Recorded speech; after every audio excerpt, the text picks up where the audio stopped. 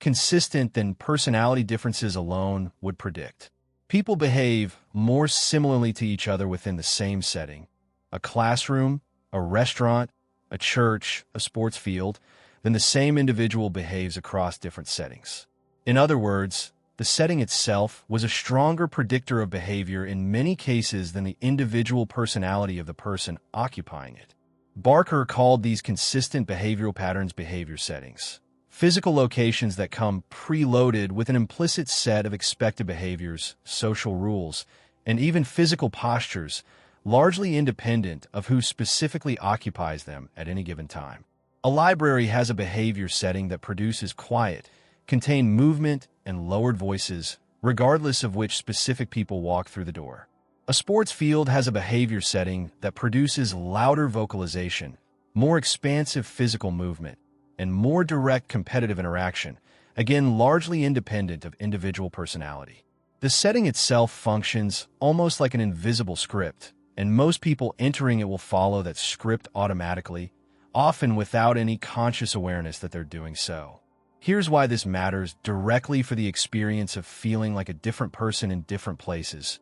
Each behavior setting you regularly occupy has accumulated its own specific implicit script over the time you've spent there, shaped by what's historically happened in that space, what kind of behavior has felt appropriate or rewarded there previously, and even subtle physical features of the space itself. Lighting, sound, layout, openness, privacy. When you enter that specific setting again, your brain doesn't need to consciously reconstruct how to behave from scratch. It pattern matches against the accumulated script associated with that particular. You're louder, funnier, more relaxed at a particular friend's apartment than you are almost anywhere else, even with the exact same people you'd see somewhere else entirely. You're quieter and more contained in a library, even when nobody around you is enforcing that silence. You behave differently in a car than you do walking down the same street. It's tempting to explain this by pointing to who's around you, but here's the detail that doesn't fit that explanation. This shift in behavior often happens even when the people present are identical. Same friends, same conversation topic, same mood going in, and still, the specific place you're in seems to pull a different version of you forward. This isn't really about social dynamics at all, even though it feels like it should be. It's about something psychologists have studied directly. The physical environment itself carries an implicit behavioral program, one that activates largely independent of who happens to be standing inside it. By the end of this video, you'll understand the specific theory that explains this, why certain places consistently produce certain behaviors across completely different groups of people, and how to deliberately use this mechanism to access the version of yourself you actually want, rather than the one a particular space happens to be pulling out of you. Stay until the end, because the last part explains why changing your environment can shift your behavior more effectively than trying to change your mindset directly. Let's start with the foundational concept, behavior setting theory, developed by psychologist Roger Barker in the mid-20th century through decades of detailed, direct observation of how people actually behaved across hundreds of different physical locations. Barker's central finding was striking. Behavior in a given physical setting tends to be remarkably consistent across completely different individuals. Far more. Physical environment and behavior shifts accordingly, often before you've had any conscious thought about it at all. This explains why you can be a completely different version of yourself in a specific friend's apartment compared to your own home, even surrounded by the exact same people in both locations. That particular apartment has its own accumulated behavior setting, built from every previous interaction that happened within those specific walls. The jokes that landed there, the comfortable silences, the particular rhythm of conversation that emerged there over time. Your own home carries an entirely different accumulated script, shaped by different history, different associations, different patterns built up across different circumstances. The people are identical. The behavioral programming embedded in the physical space is not. There's a second mechanism that compounds this, related to what environmental psychologists call place-based priming. Physical features of an environment, even ones you're not consciously attending to, activate associated psychological states automatically. Soft lighting, comfortable furniture arrangement, and physical privacy tend to prime more relaxed, disclosure-oriented behavior. Bright, open, formal layouts tend to prime more guarded, performance-oriented behavior. This priming happens below conscious awareness, which means you genuinely don't choose to feel more or less confident in a given space. The environmental cues activate that state largely automatically, the same way certain smells can trigger emotional memories without any deliberate thought. This is why advice to simply be more confident or relax more often fails to produce lasting change when the underlying environment remains unchanged.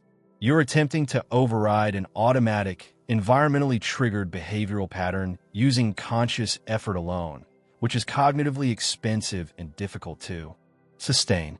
It's considerably easier and considerably more effective to change the environmental trigger itself than to continuously fight against the behavior it's automatically producing. There's a third layer worth naming, because it explains why certain places can feel almost magically transformative the first time you encounter the right one: behavior setting selection. People aren't simply passive recipients of whatever script a space happens to carry. Over time, people often gravitate toward environments whose existing behavior settings happen to align with versions of themselves they want more access to, seeking out a specific cafe because something about its layout, sound level, and social atmosphere happens to prime focus and creative thinking, or a specific gathering space because its particular history and physical arrangement happens to prime openness and humor. Finding a place where your most wanted version of yourself activates naturally, with minimal conscious effort, often feels like discovering something significant about your own identity, when what you've actually discovered is a behavior setting whose implicit script happens to align unusually well with a state you value. So how do you actually use this mechanism deliberately, rather than simply being subject to whatever environment you happen to occupy?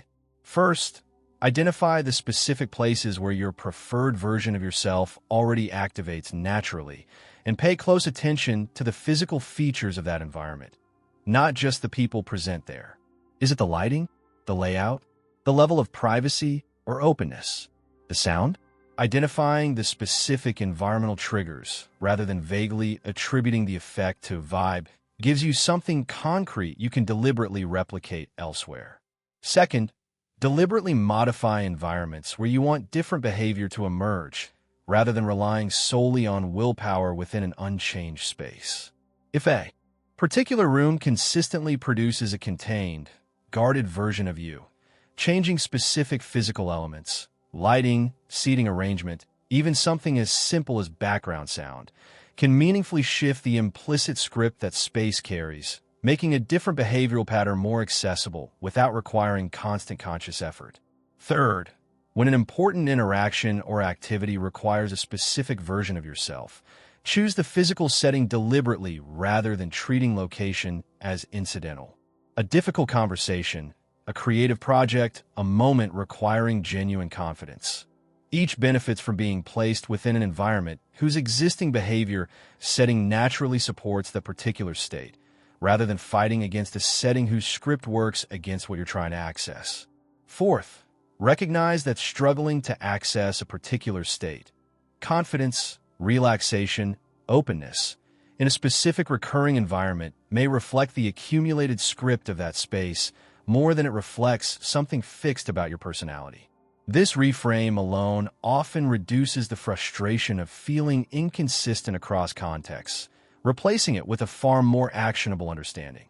The environment, not your character, may be the primary variable worth addressing.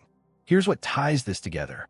You're not inconsistent, and you're not secretly inauthentic in some of your environments and genuine in others. You're responding largely automatically to implicit behavioral scripts embedded in specific physical spaces, scripts built from history, physical design, and accumulated association, operating mostly outside conscious awareness, and largely independent of which particular people happen to occupy the space with you. The version of you that shows up in a given room was never simply a reflection of your character. It was always, in part, a reflection of the room. If this explains something you've noticed, tell us in the comments about a specific place where you consistently feel like a more confident, relaxed, or different version of yourself. And if you want to keep uncovering the hidden mechanics behind your own behavior, the next video is right there, waiting for you.